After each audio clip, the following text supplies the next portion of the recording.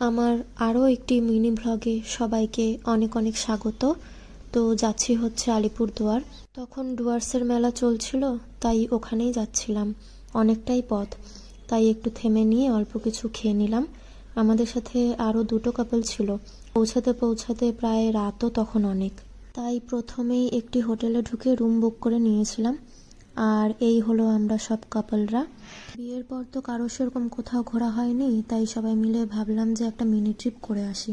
Ultimately সবারই তো প্রচণ্ড খিদে লেগে গিয়েছিল, তাই প্রথমেই ডিনারটা সেরে ফেললাম। তো খাওয়া দাওয়া শেষ করে ঢুকে পড়লাম এই ডুয়ার্সের মেলাতে।